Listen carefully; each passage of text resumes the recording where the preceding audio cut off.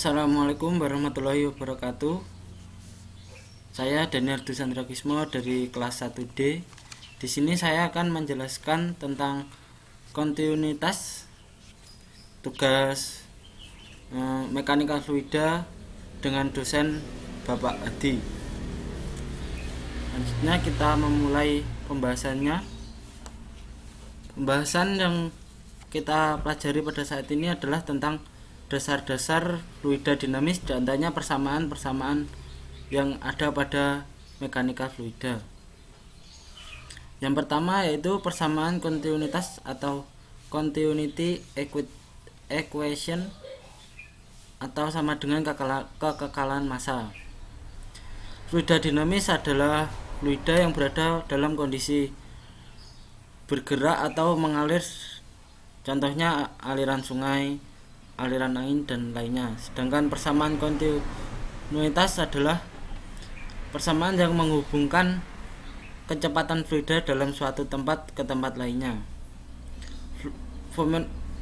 Fenomena yang terjadi dalam persamaan kontinuitas adalah, contoh paling mudah adalah air di dalam selang. Ketika ujungnya dipencet, kecepatan air keluar akan lebih tinggi.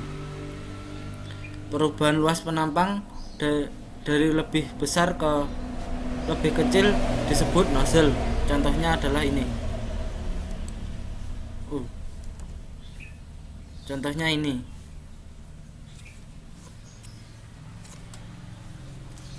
Dan perubahan luas penampang dari kecil ke lebih besar disebut diffuser.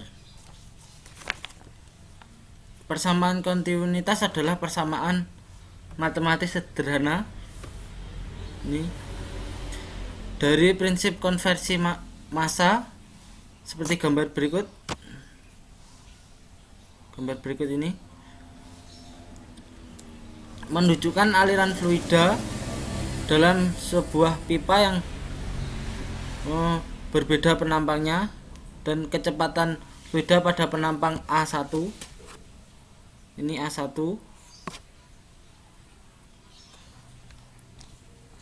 adalah V1, yaitu ini, dan penampang A2 adalah V2.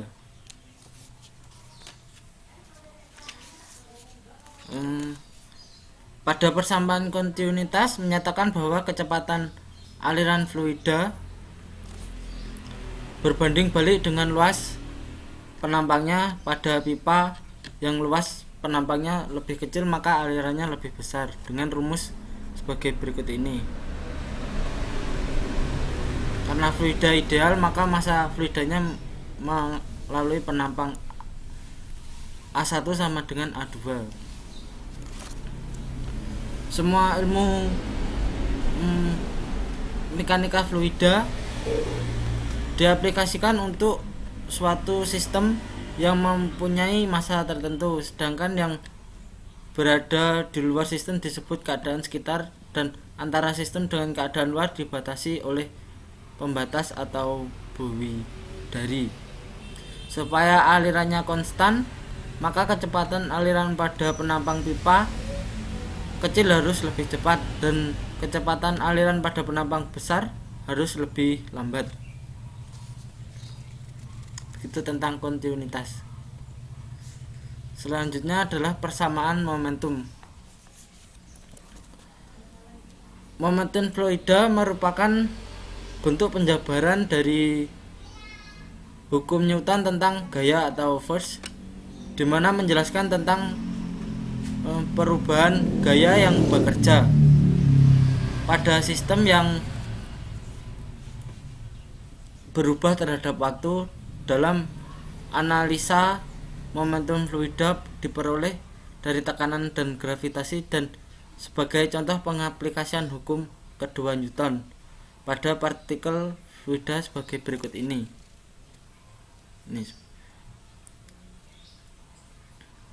Dan ini kartes koordinatnya yang diambil dari persamaan ini. Persamaan momentum dicetuskan oleh dua ilmuwan, Navier dan Stokes. Jadi nama resminya adalah persamaan Navier-Stokes. Dari persamaan berikut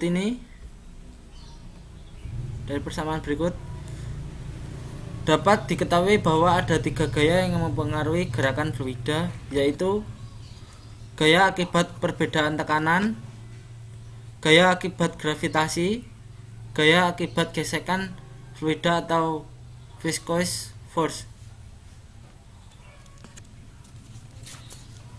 Walaupun gambar dan rumusnya terlalu rumit ya ini, pada kenyataannya beberapa parameter akan diabaikan sehingga perhitungan akan lebih mudah dan sederhana.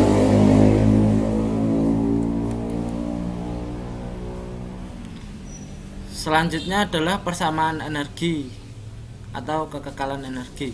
Energi yang melalui sebuah ruangan akan tetap konstan.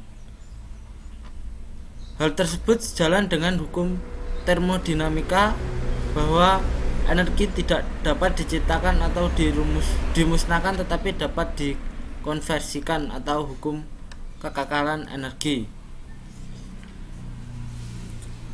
Ini adalah energi, kekekalan energi, total energinya ini.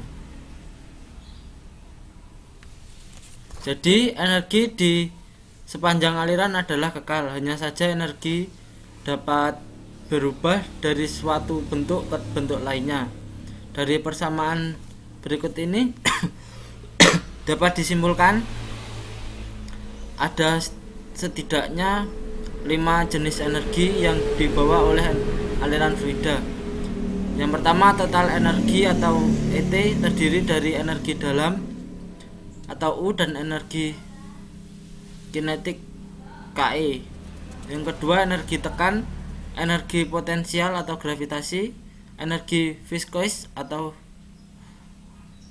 energi yang hilang akibat gesekan, dan yang kelima, energi kalor.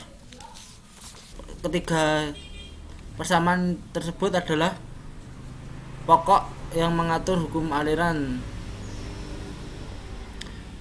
Pembahasan berikutnya akan membahas tentang pengenalan CFD secara umum.